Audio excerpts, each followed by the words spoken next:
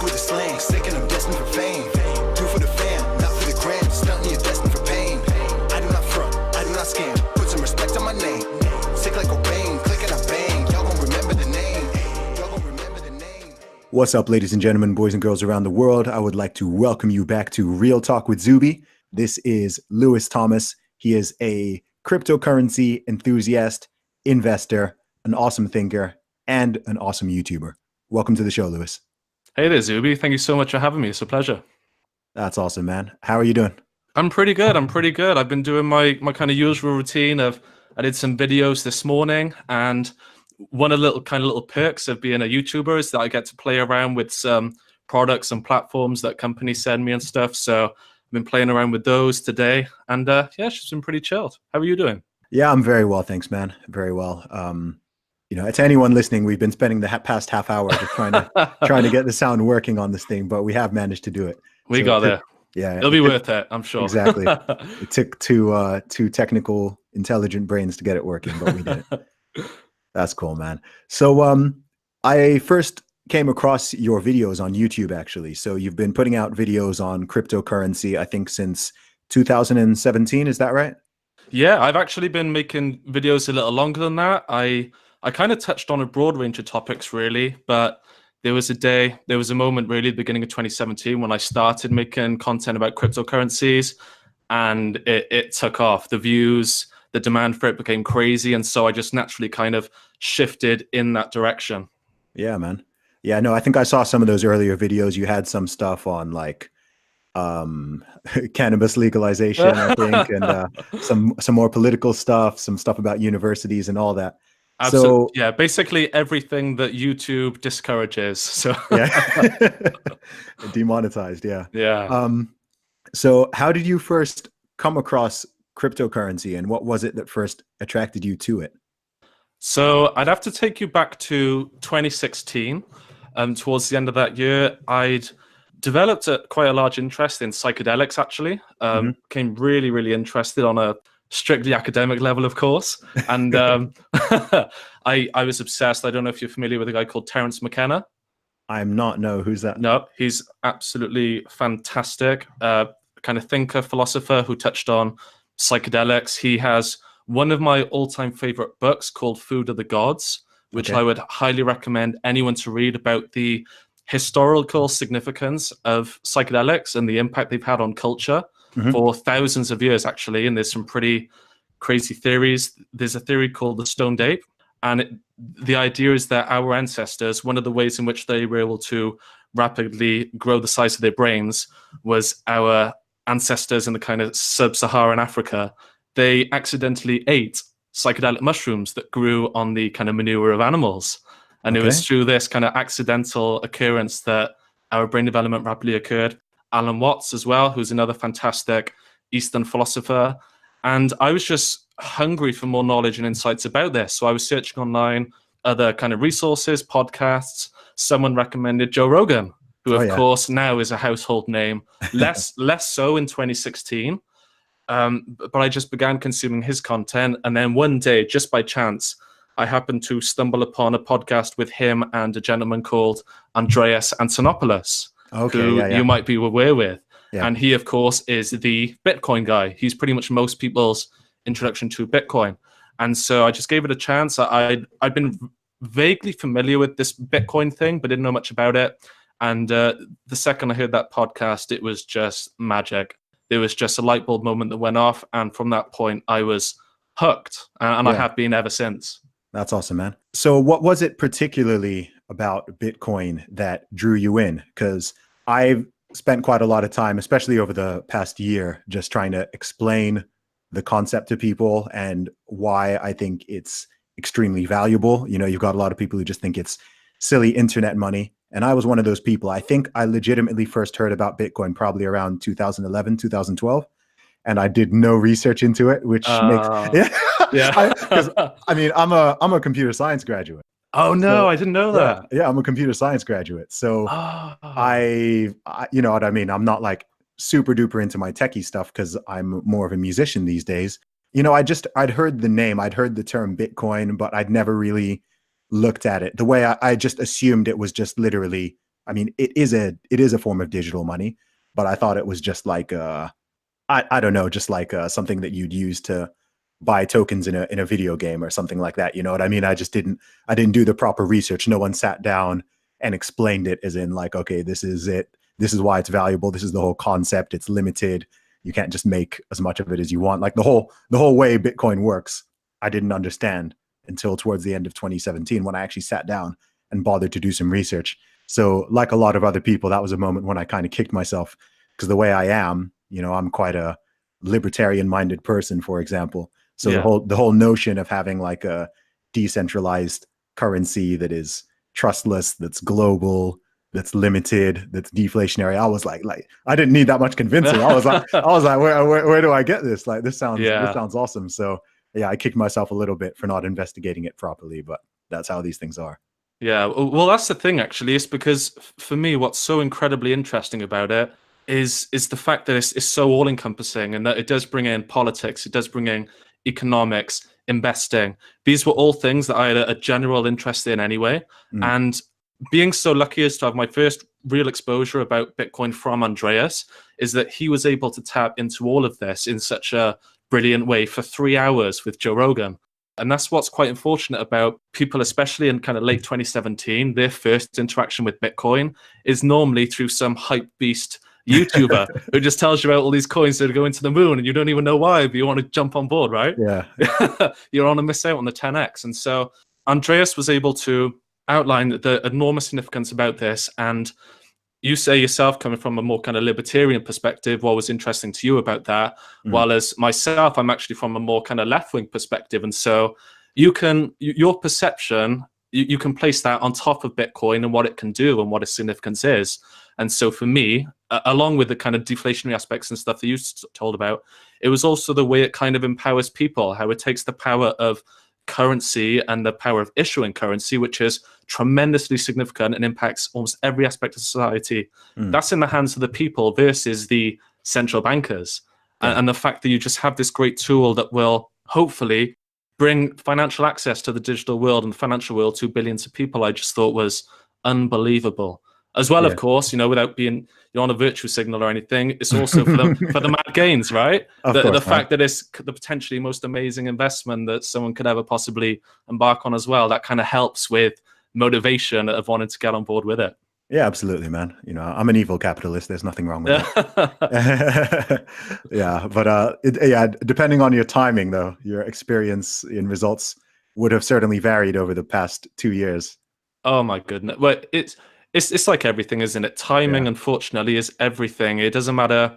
You could be doing the right thing at the wrong time, and to me, that's really hit home with crypto because I was lucky. I got in at a fabulous time. And I really did when I didn't know all too much. And when I made, you know, to give you an example, I made my best ever investment in cryptocurrencies to this day, basically in my first ever investment. I managed to buy a cryptocurrency called Ethereum. I managed to buy a bunch of it for less than $10. And I didn't know too much about it. And for those who don't know, that was at the start of 2017 thereabouts. And by the end of 2017, it was $1,400. You know, quick bit of math, that's 100 it's insane. 100 and something times your money. So yeah, it's absolutely insane. There's a guy I follow on Twitter and on YouTube who, man, I wish I discovered earlier, but I mean, he had videos up when Ethereum was at $1, literally explaining why it was such a great investment. And you know, properly laying out the case. Like the video is still up there. It's from like 2015. And he's like, yeah, you know, it's gone up to $1 now, but I think it's still got a lot of room for growth. And I'm just watching it like, goodness me. Is it that Da Vinci dude? Is it Da Vinci? No, this was Tommy World Power. Oh, okay. Yeah. Founder of Energy Crypto. Yeah. So I was just going back on all his previous videos and I was like, why could I not have stumbled across that? It's brilliant. There's several of these channels and they're just kind of ranting and raving about Bitcoin all these years back.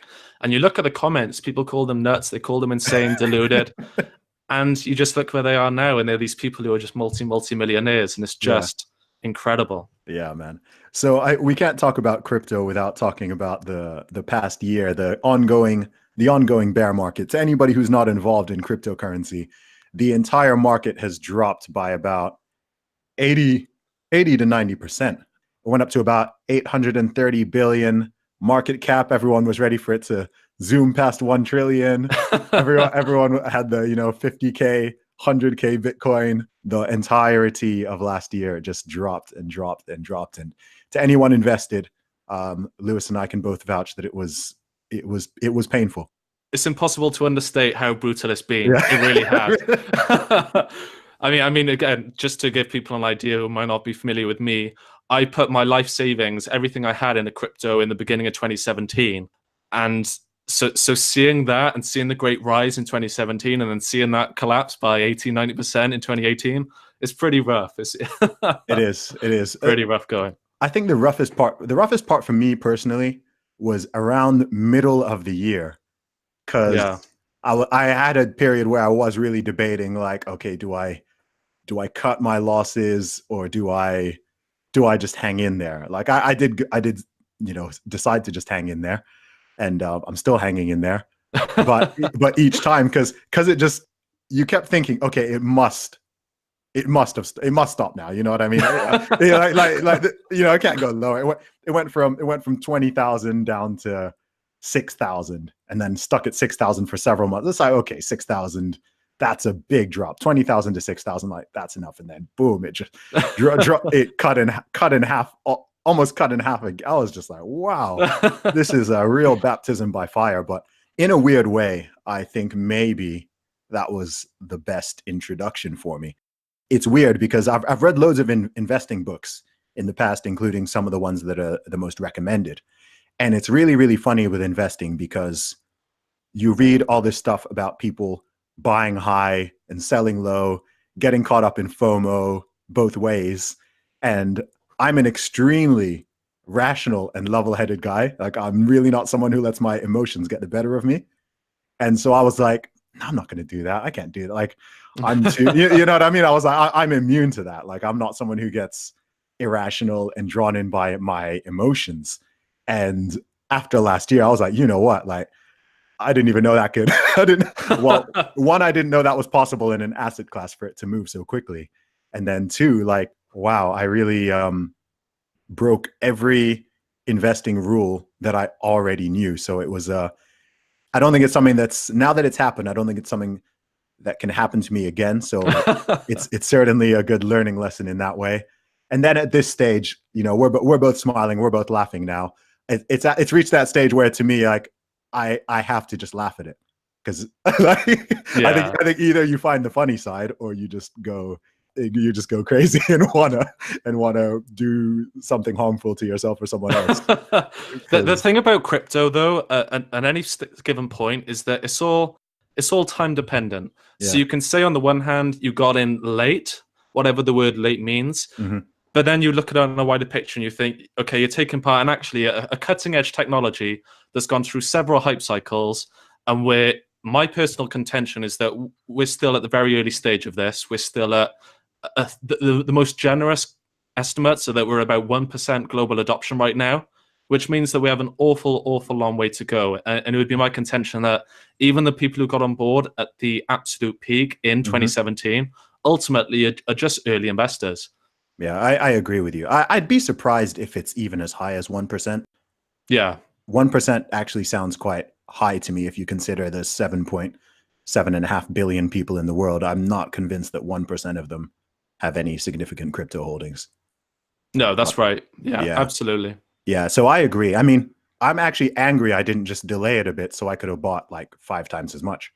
That's actually what I kick myself for. It's actually not that I think in the long term I made a bad investment.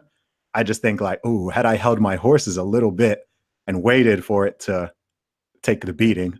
And then the thing is, though, it's too difficult to call. I mean, yeah, sure, you can read all the investment advice in the world, in the kind of traditional world, and this is something I've studied for several years as well. I remember on my 18th birthday, I was given a copy of The Intelligent Investor, which is the Benjamin Graham book, which Warren Buffett considers his favorite book. So I feel like I would say I have a decent grasp of traditional investing concepts as well. But with the price action in crypto and the parabolic advances in the prices, it's incredibly difficult to apply those concepts, because if you were to take back to my example, when I put my life savings in very beginning of 2017, all logic would dictate that by the time you 2x your money, you take out most of it, or you take out half, Yeah. or when you 5x your money or 10x your money. But if I'd done that, I would have sold myself short, because actually I made more than 100 times my money in that bull run, right? Yeah. And it's the case time and time again with crypto. What you have is an order of magnitude advance with the price of what any given cryptocurrency, followed by a bear market where you get a 80 to 90% correction. Mm-hmm. That has been the cycle time and time again since 2011. Yeah, it's just you can't be too rough on yourself, because more people have lost money in crypto by selling too soon overall than people who have kind of bought in too late. There are more people right now who are kicking themselves that they sold when they 10x their money when Bitcoin was $100. Yeah. You know what I mean? Yeah. There's a lot more money to be made than there is to be lost when you're in such a young industry. And so I don't think anyone should be too hard on themselves. Yeah, no, I think once you zoom out and you look at the long-term perspective, then it puts you at ease, assuming you do genuinely believe in the technology and the fundamentals. If you don't, that's another situation entirely. So for somebody who is listening to this and who is just curious about Bitcoin or curious about cryptocurrency, as someone who's been in it for quite a while now, relative to most people, what do you think are the biggest selling points? So if I knew nothing about crypto and you were trying to sell it to me or just trying to explain to me why you're interested in it, what would be your key points? Like, what's the point of this thing? How's it valuable? The number one most valuable aspect of cryptocurrencies is censorship resistance. That means that it's a type of money, digital, that no government, no bank, nobody can actually take from you. It is yours and yours alone.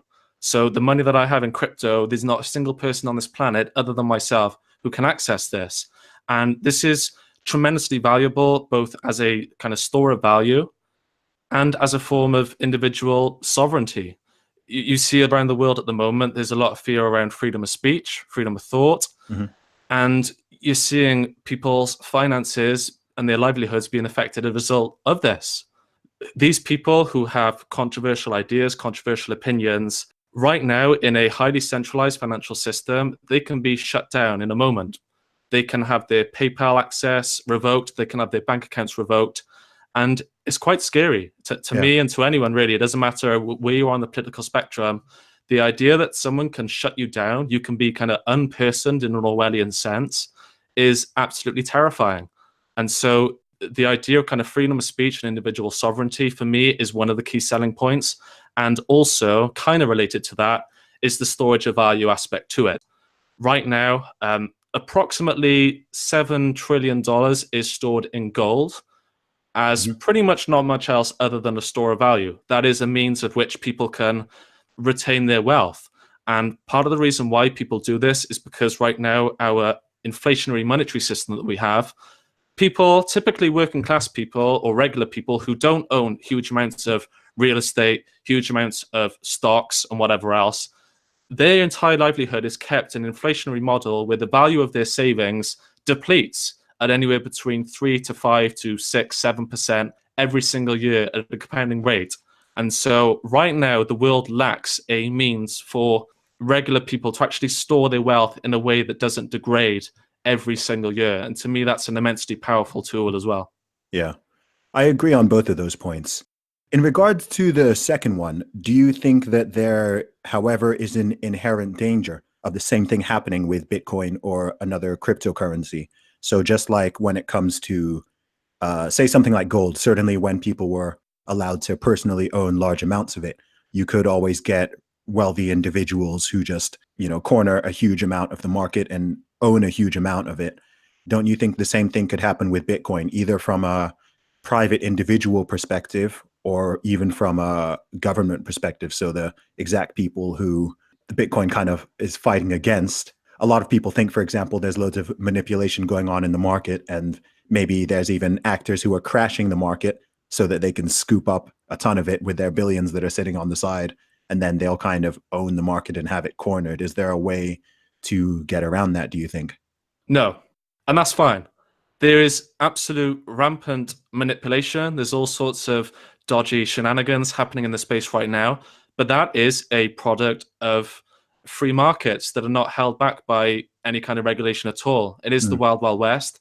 It is the form of ultimate freedom. With all the new amazing possibilities that you get with crypto, you also get the negatives as well. And so even though we'll live in a world with a lot more freedom, that means that bad actors have that same freedom to do much more harm as well. It's just an unfortunate aspect of life that in an ideal world, you would have regulators without corruption. But what we've seen in 21st century is that that's not possible. And so our only option is to go in a completely unregulated financial world. We're almost going to go back to many of the issues that people had in the time in America where we had a gold standard, for instance. But that's just what it is. It's new opportunities that come with new problems. Yeah.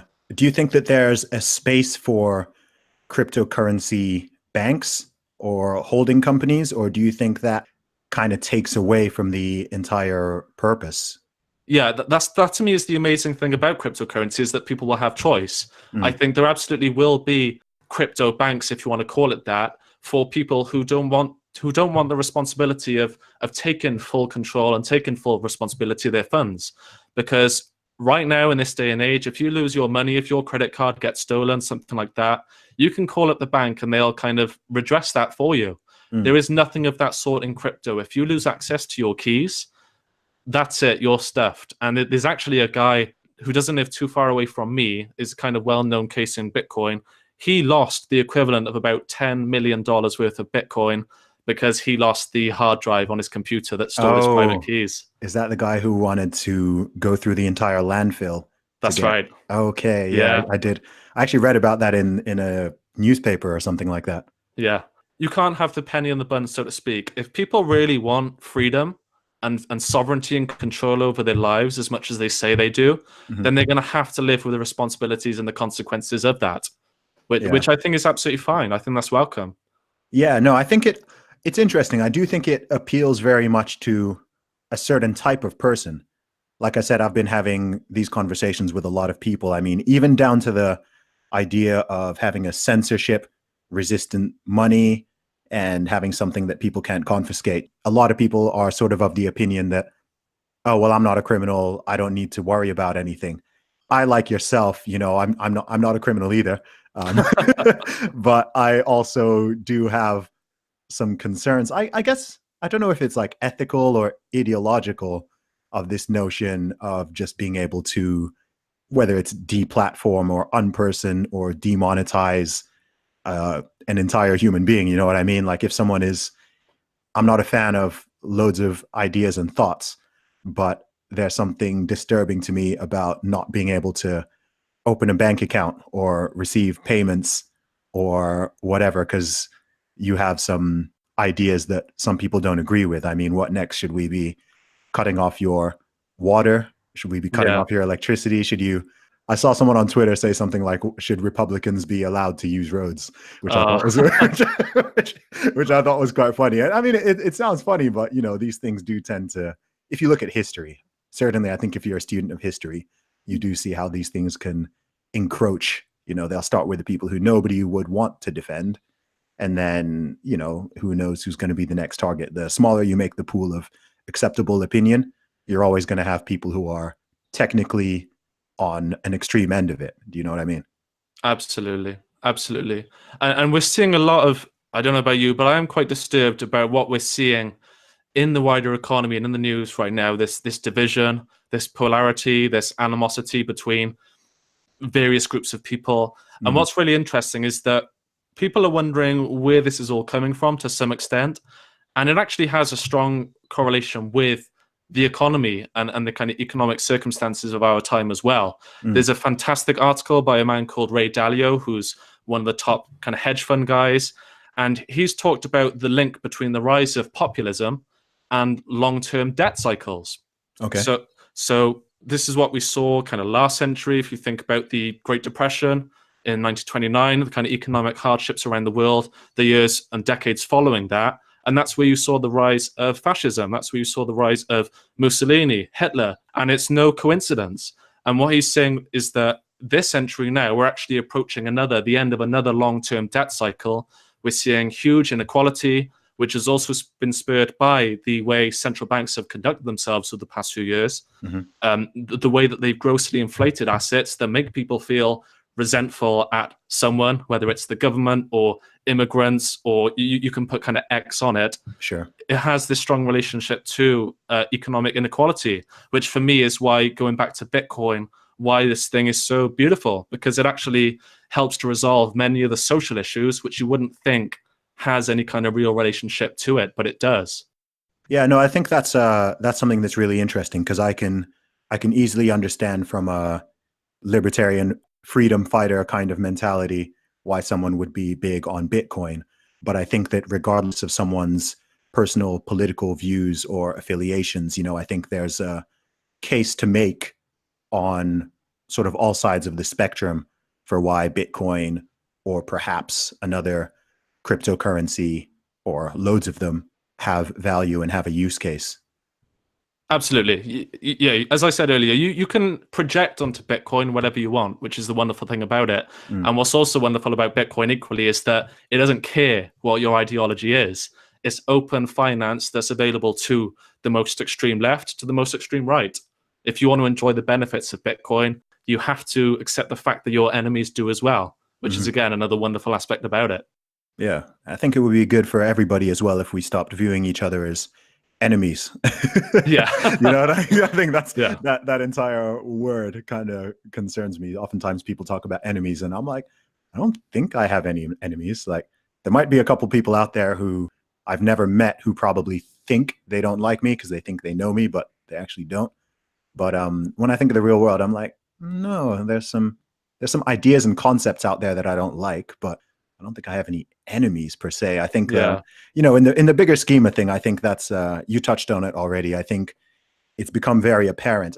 I mean, it's been quite rapid. I'd say over the past 2 to 3 years, this division, both in the UK, in the USA, in Europe, there's so many different factors involved, but there is a rising tide of not just division, but hostility, Yeah. there's nothing wrong with people having different viewpoints on stuff.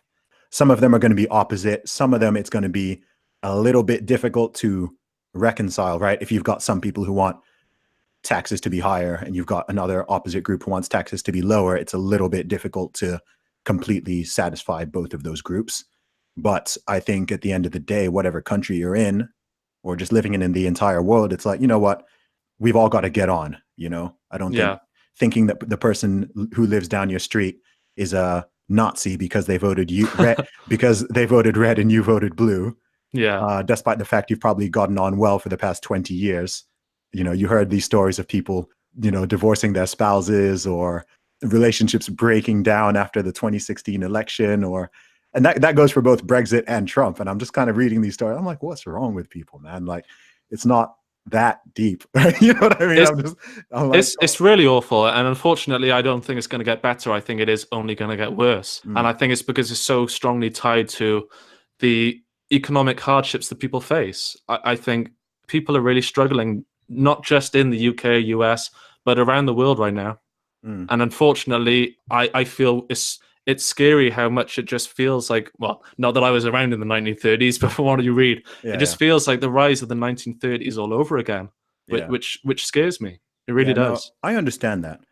One thing I think is weird is, what you just said about economic hardship. Don't you think it's weird that we've kind of got this juxtaposition, though, where people feel that, but if you look historically and globally, we're in such a good situation in the grand scheme of things. Like, the world is richer than it's ever been, and there's actually less poverty according to any form of United Nations measurements or anything like that. There's far less people living in poverty than there ever were before in human history. So it's weird that you've got this juxtaposition where kind of both of these things seem to be true. That's kind of weird. I haven't kind of worked that out in my brain yet. No, you're absolutely right. That's true. But we have our own kind of very modern, unique problems that people didn't even have the time to really think about back then. It's the people have a difficulty with their own existence. And what is the point in such a complex modern world where you're just one of kind of 8, 9, 10 billion people, whatever it is? Understanding what kind of to do with your life and what anything means. I think people have a really tough time trying to find meaning in a lot of these things. Yeah, just the nature of people don't really know what their role is anymore in such an enormously complicated world. Maybe a couple of thousand years ago, it was just you and your tribe. You were just focusing on surviving, and Mhm. that was that. And if you could find yourself a nice animal to catch and to kill, and you had another day of surviving, that was it, and you were completely content with that. But in an age of abundance of food, no one starves anymore. People just don't know what to do with themselves, and they don't know how to make sense of some of the ills in society that we're yet to deal with as well. This is even going to be more of an issue as heading into the future with automation. Mm. I'm gravely concerned about people's attitudes and how they deal with a large number of jobs being lost to kind of robots and to self-driving cars. I don't know. It's going to be a new problem for humanity, how to deal with this abundance of free time. Yeah. Here's a question. Do you think something like self-driving cars and overall automation? See, I'm kind of in two minds about this, and I can really understand both cases. There's the whole free market capitalism, really in this case, globalism side, which would just argue if the robots can do it cheaper, then let's just automate everything. Let's use the robots. If we put people out of work, then so be it. There's sort of that argument. And then, like, in terms of my general philosophy, that's where I would normally naturally lean. However, in this specific case, I do also think, you know what? It's not like free market capitalism is not a it's not like a top down doctrine. I don't think it's good to have any super hard ideology. To me, it's more like this is a guideline that to me makes sense for the vast majority of situations. However, there's a strong case that, you know what, that's going to put so many people out of work and cause so much disruption that it should just be regulated or halted or slowed down. I don't know what you think of that. Well, this is where my more left-wing opinions and ideals would kind of bleed into this, because for me, I think we should absolutely embrace and push for greater automation, Okay. so long as you can provide a kind of, and this is where we maybe get into the topic of universal basic income, or something that allows people to have a basic existence. Mm. Milton Friedman, a kind of prominent capitalist, very pro-free market thinker, he even said if it was just about jobs, then people would dig holes with spoons rather than spades. I Mm. don't think that we as a society should be so emotionally attached to the idea of a job if that doesn't have to be the case. The whole point of technology is to make life easier for humans and to relieve them of burdens they wouldn't have to otherwise deal with. Mm-hmm. But so far, maybe because we're so attached to certain systems and the way things have been, people seem to want to kind of keep life more difficult than it needs to be. And to me, I don't see why we should keep people in jobs if they could be relieved of that burden. Quite honestly, I've never really enjoyed any job I've had that much. What about the one you do right now? I wouldn't even consider that a job. Well, okay, career. So maybe, yeah. You've got a good point there. I'm not employed. I have a lot of freedom. I have a lot of kind of spare time really to pursue what I love, which is wonderful. And I want other people to enjoy the benefits of that as well. Mm. I understand that. However, considering what you just said about 5 minutes ago about lack of meaning, Yeah. I think that what gives a lot of people their meaning, whether or not they recognize it directly, is, their job, their work, the value they're creating, what they're contributing to society, whether you're working in a coffee shop or digging ditches or making music or whatever. I think that there's a danger of compounding that pre-existing problem, which we've both kind of acknowledged, by actually taking even more people out of work and then giving them money. I feel like everybody needs money. We all need money to live. But I think in terms of a deeper meaning, a purpose, a responsibility, I think the idea of inputting work and money being the output, I think that input part is actually really, really important. So yeah, you don't want to dig a tunnel with a spoon or anything like that. Yeah. But I think people being gainfully employed and feeling like they're contributing something and then getting something back from it, I think that whole notion is actually very deeply important. I mean, I do personally think I think there's a lot of reasons for the rise of mental health problems and depression and suicide and self-harm and all that, particularly in the Western world. And I do think, I mean, there's a lot of factors, but I do think one of them is that point of people just losing their meaning, people not Yeah. being sure, okay, what am I here for? It comes also to, I know you're not yourself a religious person, but I think also it is connected to less people being religious. Because if you are religious, your purpose on earth it's there, right? Yeah. It's quite clear. You don't then go and seek what the meaning is, because it's like, okay, like this is it. So as people move away from that, it's something I've been thinking quite a lot recently. I feel even people who are not religious, a lot of non-religious people don't like me saying this, but I think everybody almost has a religious core. So whether or not that's filled by what most people would refer to as a religion or not, I think it's very natural and normal and almost in our DNA for human beings to want to seek the answers that science can't answer, shall we say? Like Yeah. no matter how advanced we get, science isn't going to tell us what's the meaning of life, right? It's never going to be able to answer that question. So you've kind of got that other plane, which again, coming back to what you touched on earlier with psychedelics and things like that, which seem to be able to produce religious experiences for people. So, you'll get people who are atheistic, but they're still seeking that experience or spirituality, or people use different words. Yeah. But I think that, to me, that's something that over the past couple of years, it's kind of just, as I've been talking to more and more people, it's kind of starting to, I don't yet have a completely clear picture, but it's kind of coming down to me, as I speak to different people. I'll talk to someone who says they don't believe in God, but then I'll be like talking to them more and more. And it's like, there's still something there that they're like, I don't know, either worshiping directly, in some cases quite obvious, right? Yeah. You see this a lot with people who get very militant about, I mean, you get militant atheists, for example, Yeah. to the point where their atheism almost becomes a religion. Like, it's very bizarre. People who are militant about their diets. You've got the whole carnivores. You've got vegans. And Yeah. some of the, they go out in the street and they've got almost their own rituals. And I'm kind of like, that's pretty close to a religion to me. No, I would absolutely agree. And these concepts are slippery, and it's hard to know what language to use at times. But I would absolutely agree that I think for most people, they need some kind of meaning in their life. And what the manner in which that manifests itself is different. That's personal to everyone. But I think everyone craves being part of something bigger. And as you said, for some people, that outlet is feminism or veganism, as you said. Yeah.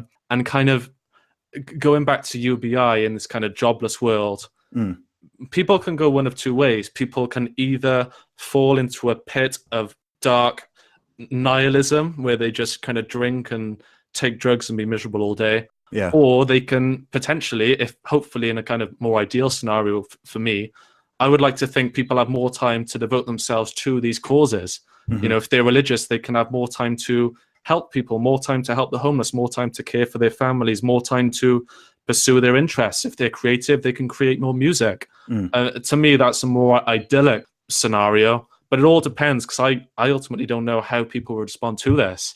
And where I'm from, the South Wales Valleys, for instance, if you know anything about kind of British politics, you'll know that the mine closures in the 80s, there were entire communities in Wales that constructed their entire identity around being a coal miner. It was a highly skilled, well-paid job where men could provide for their families. They felt amazing doing that, and they lost that. And those communities, those areas, have never recovered since. And you see immense drug use, you see immense depression, just appalling circumstances where it's still felt to this day. And so I'm quite scared that in the near term, with automation, we'll see this.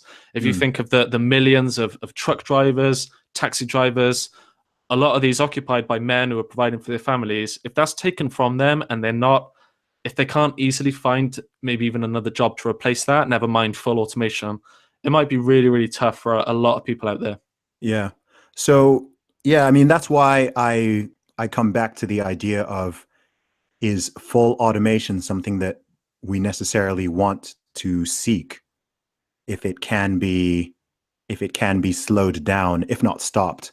I think, But to some degree, that would assume we have a say in the matter, a choice. of course, As you said, free markets. You know, if one yeah, company becomes much more profitable with automation, it's the most natural thing in the world that other companies will have no choice but to follow suit. They'll have a legal obligation to their shareholders to mm, maximize profitability. yeah. No, I understand that. I mean, like I said, I'm not a purebred anything. I know if I were like 100%, sorry, if I were a 100% pure libertarian, I'd be like, no government, no, not. I'm not like. I operate very much in reality. So when it comes to any sort of political thing, I look at it issue by issue, right? So Yeah. technically, according to complete free market capitalism, it would be fine if Facebook, Google, Apple, and Amazon all join forces to form one huge company. And I'm like, no, that's obviously a terrible idea. You know, that's obviously a Yeah. horrible idea. It's interesting with politics, actually. Like I was thinking about this the other day. I think what I dislike is massive centralization of power. Yeah. So I don't think so. I think people who are typically more conservative or right wing are pro smaller government. They don't want the government to centralize and have too much power. People who are more traditionally left wing don't want the corporations to grow too big and become too monopolistic and too powerful.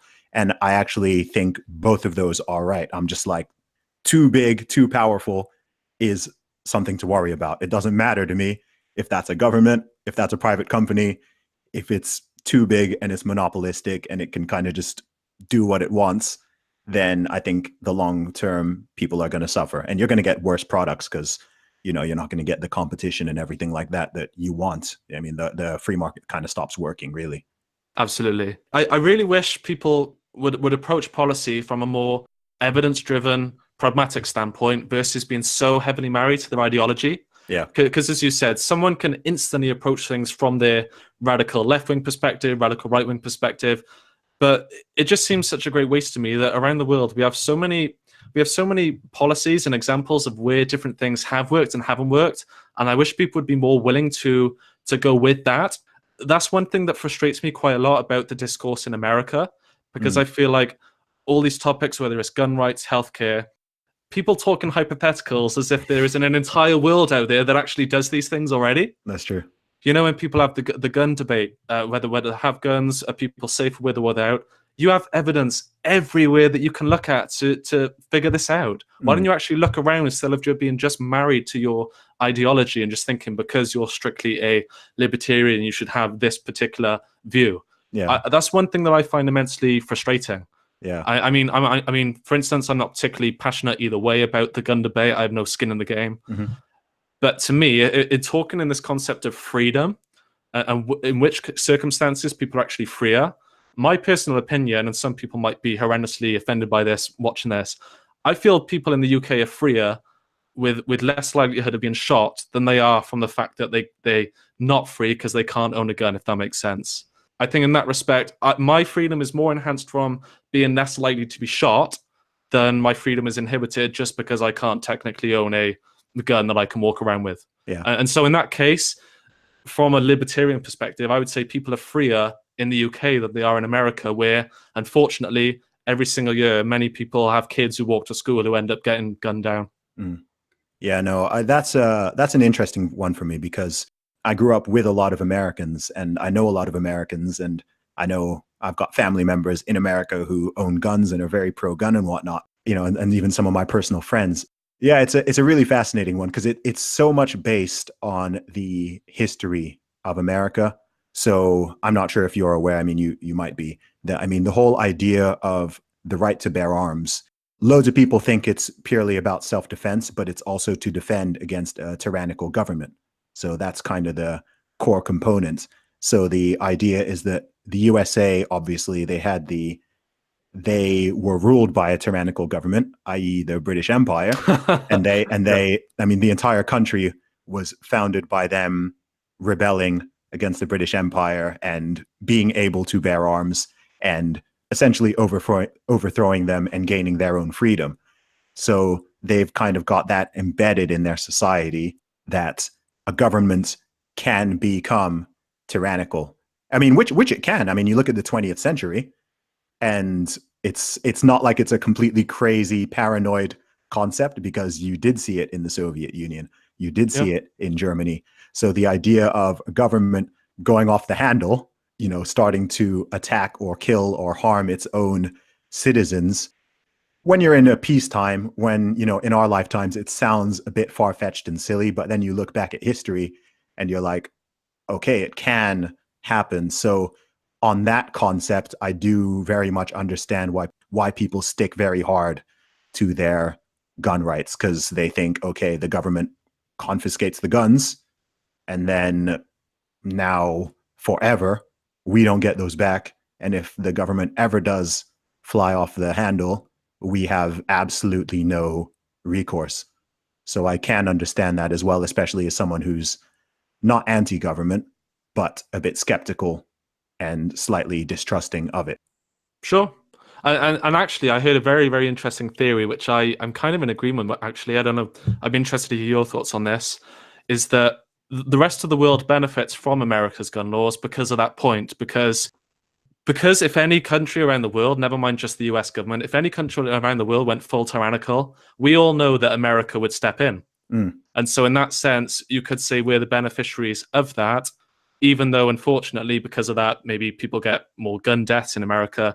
It allows the rest of the world to actually live in a gun-free environment because of that. Yeah, it is. Yeah, it's certainly an interesting concept. Like most of these debates, it's one of those things that people tend to try to oversimplify. And Yeah. I think a lot of times, I think if you live in the UK or in Europe in general, it's very easy to look at America and just go, oh, this is silly, just ban the guns. It seems a very obvious thing if you don't really have the context of the history and the whole idea of a tyrannical government. But Yeah. when you think of it from that perspective, it becomes a lot more complicated, and you can completely see why people are like, no, this is literally written into our founding documents, just like the freedom of speeches. Sure. So just like people stick to their guns hard on freedom of speech, again, you've got people who think that freedom of speech is a bad thing, who I'd very strongly disagree with. But No, and if I could just step in there, actually, because I want to make what's for me a really important point, is that unfortunately right now it seems like the certain sectors of the left are actually the enemies of free speech at the moment, which for me is terrifying and is something that I actually quite struggle to grasp. They seem almost alien to me when you see these kind of SJW types on Twitter, where there was actually a long time where I thought that the people on the right were just painting them out as some kind of caricature, that these people didn't actually exist, because I thought, no way are there people actually this mad. And they weren't in my life. But then I saw eventually on Twitter, oh my gosh, these people actually do exist. They're real people. it is real. And I can't even understand. I just can't even understand it. As someone who identifies more towards the left anyway, it's just crazy to me. Yeah, it is bizarre. I mean, last year I had somebody, well, I've been called all kinds of things, down to being called a Nazi and a white supremacist, which is hilarious. That's quite funny. Which is hilarious. Like I had a white guy call me a white supremacist, and I was just Wow. like, bro. The reason I was called that didn't even have anything to do remotely with that topic. Like, it was just this: I disagree with you, so you must be the worst thing ever. Like, it doesn't matter if you're black. Like, do you know what I mean? I was just like, That's wow, incredible, isn't it? Is that far gone? And then I had someone else. This was actually one of the student presidents here in the UK at a UK university, said that literally, I'm paraphrasing, but pretty much quote, people like myself are dangerous and regressive and have ideas that get people killed, and people like Zuby should not be allowed to speak on university campuses. Ah, see, that's not good, is it? Right? And that was from a student union president. And again, this was just after a discussion on Facebook where I happened to disagree with him on this notion of free speech.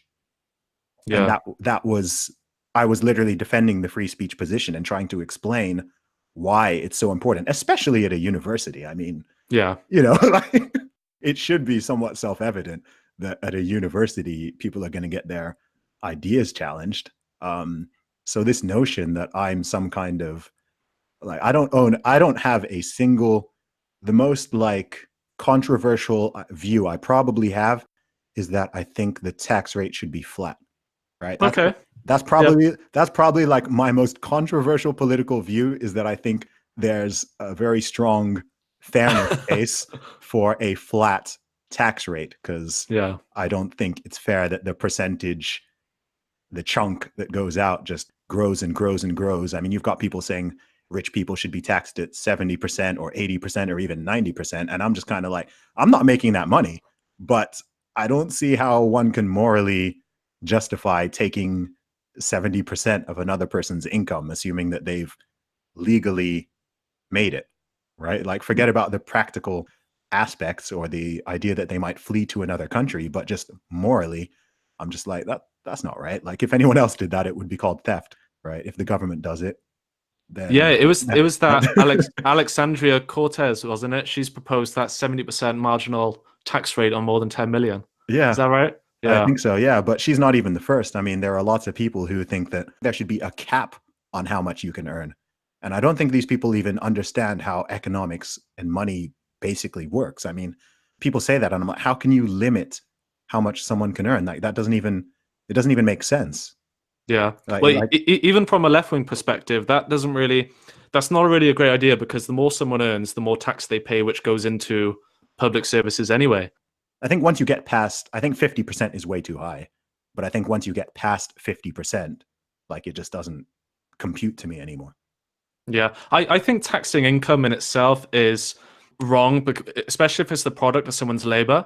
Mm, One thing I would do, again, this is when people might be surprised, even as someone who identifies quite strongly in the left, I would reduce income tax rates for most people, because I think it's wrong that you should get up in the morning, work several hours just to give a bunch of that to the government or whoever else. mm, I would be much more in favor of, and this where it is tricky, but something like a land value tax, which again is I think Milton Friedman described it as the least unfair type of tax, because at least that way you're taxing something which isn't so strongly related to just labor and someone's hard work. It's more benefiting from the world and from kind of nature's resources, mm. if that makes sense. No, it does. It does make sense. I think income tax.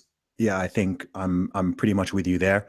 The one I really, really think is just outright theft is inheritance tax. Hmm. I've got a friend who thinks it should be 100%.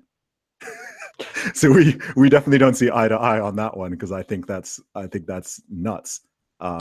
It is And tricky though, because I think most people acknowledge that something has to change, that some way, some measure has to be made before life just becomes intolerable for the average working person. When you mm, factor in all this, increasing automation, house prices continue to go up, and this is something which you've seen me tweet about quite often. mhm, The ratio between someone's income and house prices just continues to climb and climb and climb.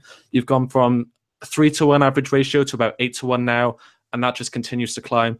But if something isn't done soon, life itself will just be unaffordable, the sheer basics for your average person. mhm. And so you have to figure out, well, okay, what is there to do if that is the case? Yeah.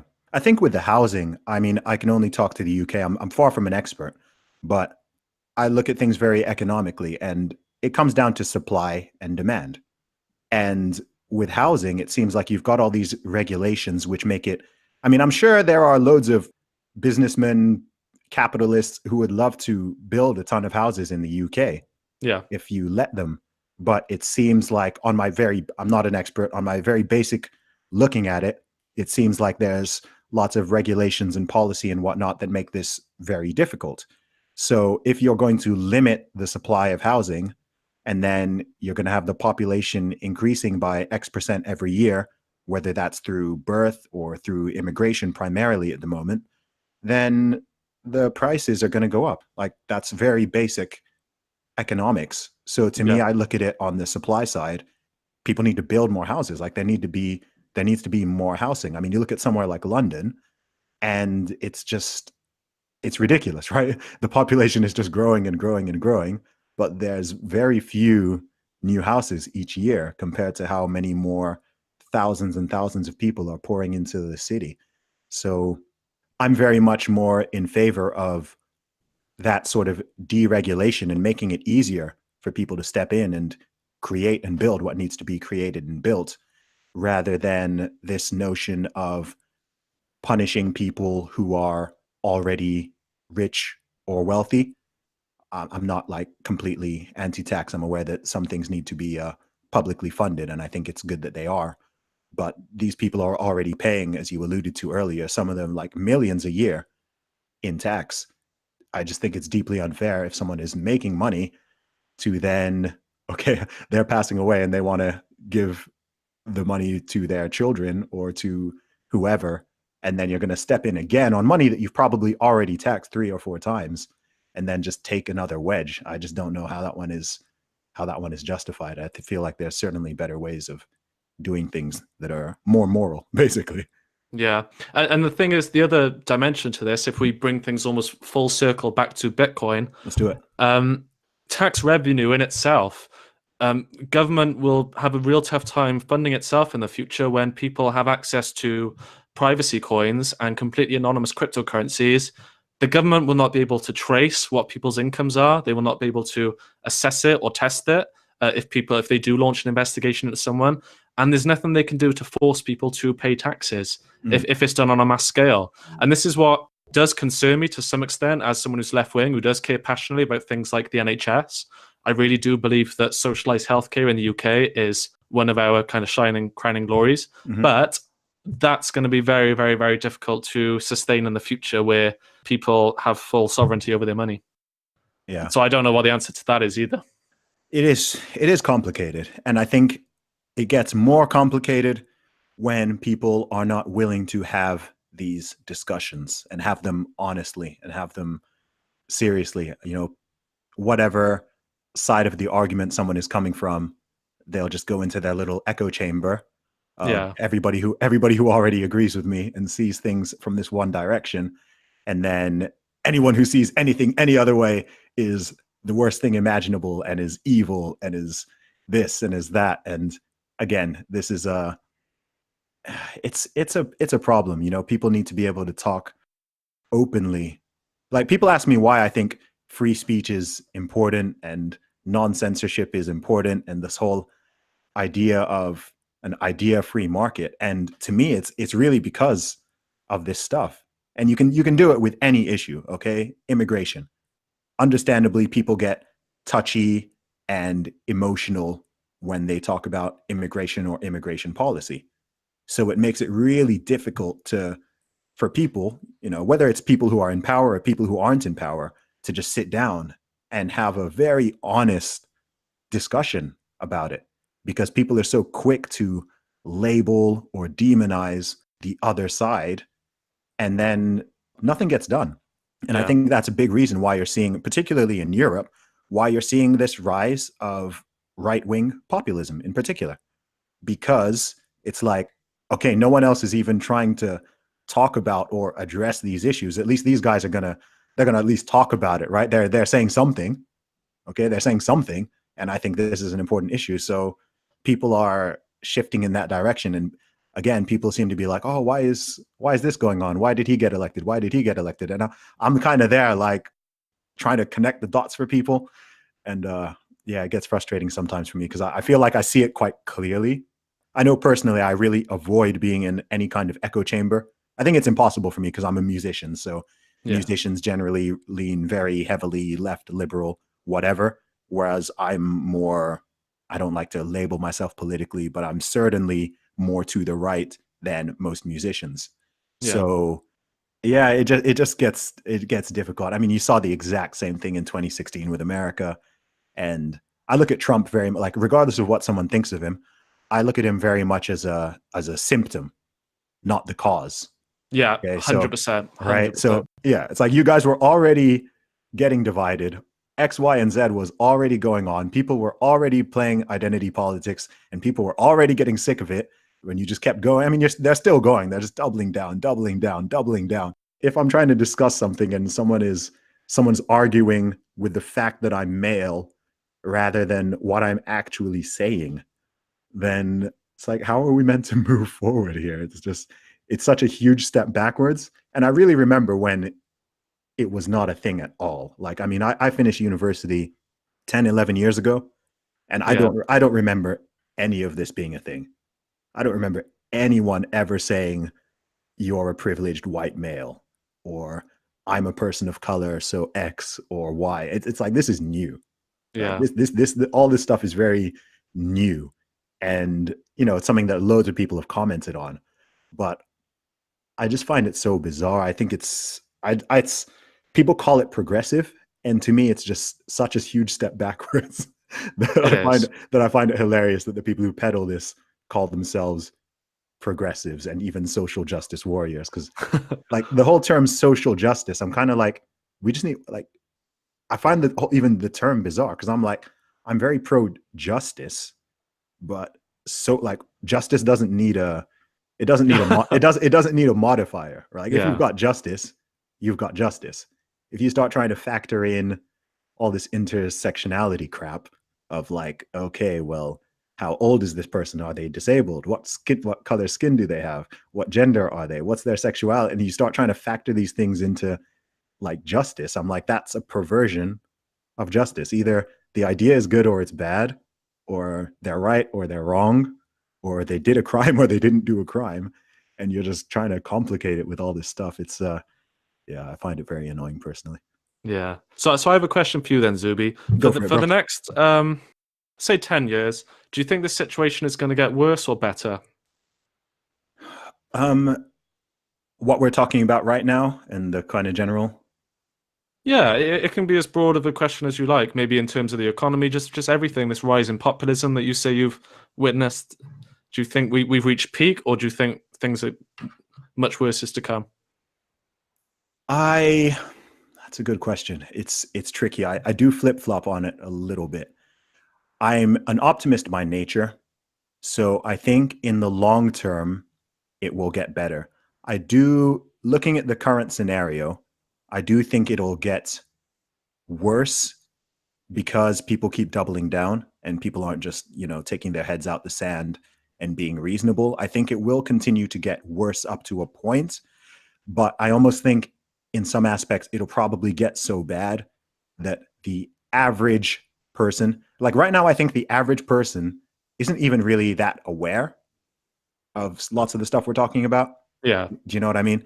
I think when it starts really affecting the average person. So, say, for example, someone like yourself, like you don't need a job, but say that you were applying for a job and you essentially got turned away on the basis of being a white male, shall we say? Okay. Like if that started happening to people on any kind of scale, I think the average person would wake up and be like, wait, this is BS. Like Yeah. this is not right. But I think that it might need to go another good example is you've now got biological men in sports competing against women. Yeah, I've seen Okay. instances of that. Yeah. Exactly. So if that becomes a popular thing and biological men start breaking the female records and breaking female bones in the boxing ring or the MMA ring or whatever, then at some point the average reasonable person needs to go, wait, no, this is not right. It can't go this far, right? This isn't about being intolerant or any kind of bigotry or anything like that. In fact, it's quite the opposite. It's just saying, no, this is not reasonable. There's a reason you separate men and there's a reason you separate men's and women's sports. Like that should not be a controversial statement. There's a reason why you do it. So if you're going to start, scrambling that up by letting Usain Bolt identify as a woman and come back and start crushing all the female Olympians, someone needs to go, no, like, no, that's not Yeah. fair. That's not right. I don't know if you've seen Harvard currently has a lawsuit because they're penalizing students for being Asian, and they're Oh, making it, really? yeah, the Asians there are doing so well, and so many of them are getting admitted that they've started discriminating against them to the point that if you're an Asian student, you now need higher grades in the entrance exams to get into certain universities. Wow. And there's currently ongoing lawsuits about this because people are saying, no, this is literally racial discrimination by definition. You can't make it harder for someone or easier for someone purely based on their race, not even on socioeconomic class or anything like that, just purely based on their race. With stuff like that, that's when it's clearly gone too far. I think the average normal person who's not even interested in all this stuff would be like, no, that's not fair. Like that's not Yeah. right. So I think it might get a little bit crazier, but I think it will swing back to a normal, happy center. And yeah, I think it'll happen. I don't know how many years, how many cycles. I've already said if it all goes too mental, then I'll probably just bounce to bounce to some country where nobody will bother me. But Yeah. but yeah, I mean, I've got my Nigerian passport, so I can always go back to I can always go to Nigeria where people are typically just like normal and Yeah. not need to worry about all that. But we'll see. I think it'll get a little bit worse, but long term, I am optimistic that we'll return to a happy medium where we've been before, where people can have disagreements without hating each other, without demonizing each other, and it's just normal. And I'm also optimistic because I think that people are starting to, again, like we're having this conversation, people are recognizing it. You know what I mean? Yeah. So I've been personally sounding the alarm bells on some of this stuff for about 3 or 4 years, and people didn't really see it. We both spend a lot of time online. So as people who do that, you can see it more. But I think in the real world, you don't see it so much. So I think sometimes someone has to get stung before they realize what's going on. Let me give you another good example. Hmm. Obviously, I'm a professional musician. And I don't know if you know, in the UK at the moment, they've got this big scheme going on to try to make the majority of UK music festivals 50-50 gender split in terms of their lineup by, I think, 2021. That's incredible. Okay. Think about hip hop. Think about metal. Think about EDM. How are you going to achieve a 50-50 gender split on the lineups Yeah. without massively discriminating against men? Is that even possible? I don't think so, no. No. I think those instances are incredibly frustrating because it completely disregards people's free choice and inclinations. Mm. This is something we've seen in crypto as well. People have this discussion. If you look at my viewership on YouTube right now, I have about, I would say, 96% male viewership. Hmm. And this is just YouTube. You know, anyone is free to watch my free content. And I don't make sexist jokes or anything. No. And yet people are naturally 96% of my audience are men. Yeah. And you just have to respect people's gravitations. Exactly. I mean, pursuing freedom of choice and equality of opportunity and also equality of outcome is impossible because Yeah. they're opposite goals. If you give people choice, they're going to make different decisions. And lo and behold, I know this is deeply controversial in 2019, but men and women are different and are generally interested in quite different things, which is okay. Yeah. So trying to sort of shoehorn or force these things, you're not going to get 50% of nursery workers to be male No. without some huge social engineering or giving men like a 500% payment bonus. It's not gonna happen. You're not going to get 50% of primary school teachers being male. You're not going to get 50% of nurses being male, and you're not going to get 50% of construction workers or roofers being female. So No. it's just bizarre to me because it's so obvious. And sometimes I'll say one of these things, and someone will actually like try to interject with an argument, and I'm just like, this isn't. There's loads of things that we can debate, but to me, it's just it's so obvious. Do you know what Yeah. I mean? It's obvious, and it's not a problem. Like I think sometimes people want to solve a problem that doesn't exist because people will say it must be this, it must be that, and I'm like, why? Why is it a problem that 80% of this heavy metal lineup, okay, probably 95% is male, probably 80% of the 70% of the attendees might be male as well. I'm like, why is that a problem? If I go to a Little Mix concert, should I expect 50%? Should I expect 50% males in the audience or on the stage? No, it doesn't. It doesn't make sense. So, and it's fine. Like, just let people do what they want to do. Like, this should not be. It really shouldn't be controversial. And I just find it. I find it quite hilarious that it is, and it's kind Yeah. of fun because I can trigger people by saying stuff that's really basic and shouldn't be controversial. As I said, I think people will see the light. I think that's one lesson I've really learned over the past 2 years. If you want to take the nature versus nurture debate on things, I think I used to gravitate slightly more towards the kind of nurturing societal conditioning thing. But more and more over the years, I feel like I've really respected the power of biology, and Mm. it's such an incredibly powerful force that I do think explains much of the differences you see between the sexes. It's huge, and there's no getting around it. Yeah. Are you around any little kids? No. Okay. I've got 9 nieces and nephews. And when people suggest this idea that boys and girls are just the same, I'm just like, no. like they're really not. Like you can look at them at like by the age of 2, Yeah. the behaviors they're so different. They're so different, There's huge similarities. There's a huge overlap, and each person's an individual.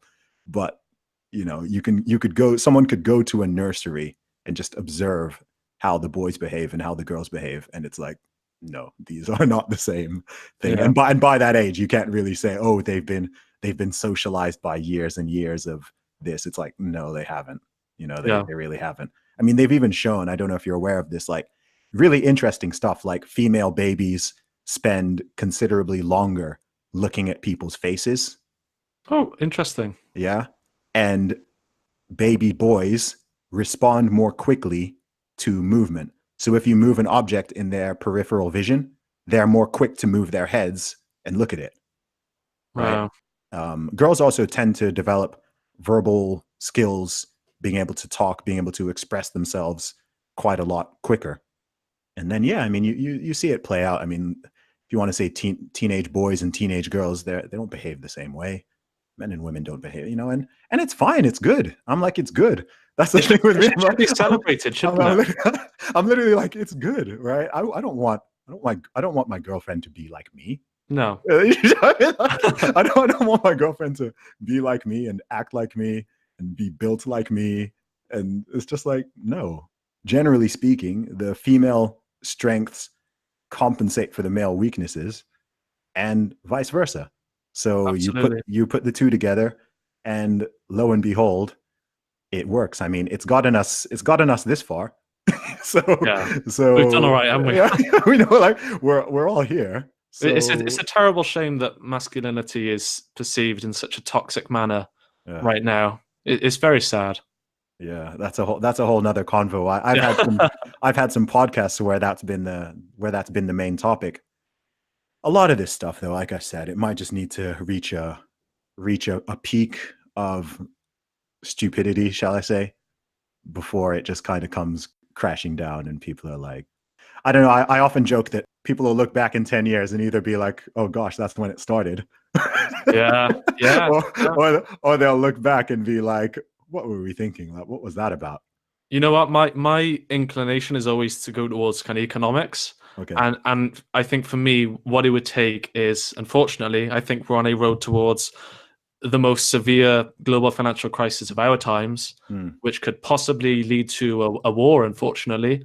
And I think the outcome of that will be so tremendously negative, so horrendous, that at that point, people will almost kind of forget about the petty differences on Twitter. Again, if you look back at the 20th century, you had the 30s and 40s were so horrendous, and then by the 60s, things were nice again. You had all hippie love, and I think it might play out in a similar way again, unfortunately. Yeah, it's actually quite a dark thing that I was thinking about the other day, but I think something important to be aware of is that one good thing about looking at history is that, well, obviously to learn from the mistakes people have already made and the good things people have already done, but also just to do some soul searching and realize that as stable and peaceful and relatively happy as we all are here in the modern Western world, human beings are human beings and are capable of great good and great evil. So all the atrocities that have happened in the past, or that are even still going on in some other foreign countries, I think we always need to just be vigilant that those things can happen again.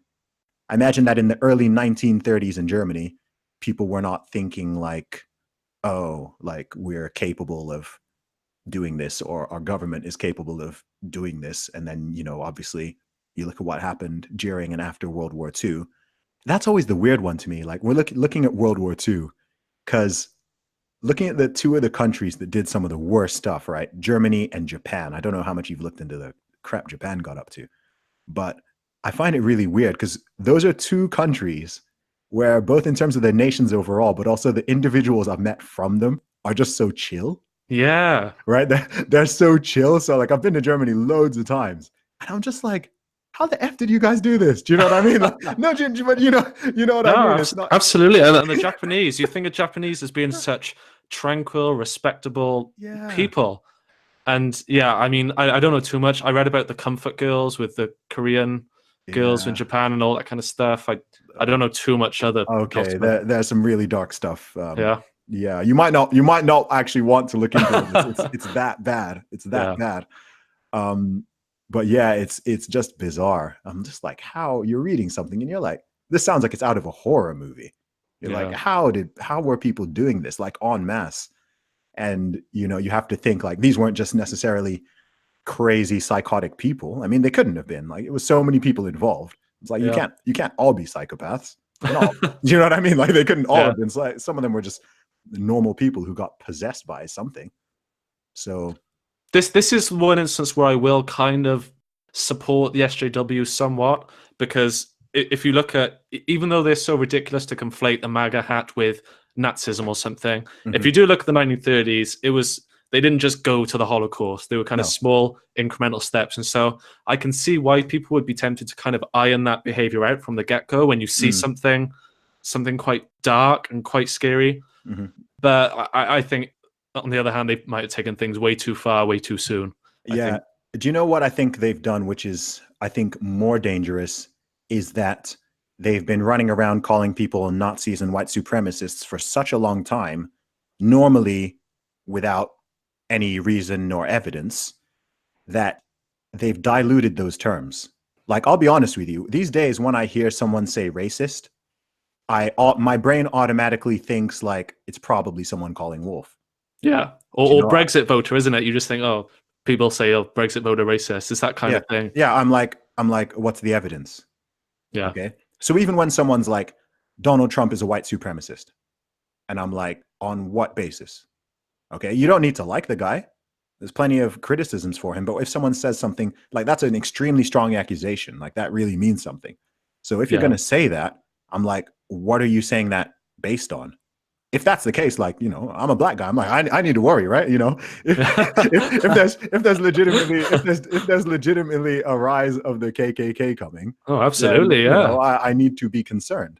But if you're just going to call a little kid, a 16-year-old boy in a MAGA hat, a Nazi and a white supremacist when he's not, then you've got no other words to use to describe the real ones.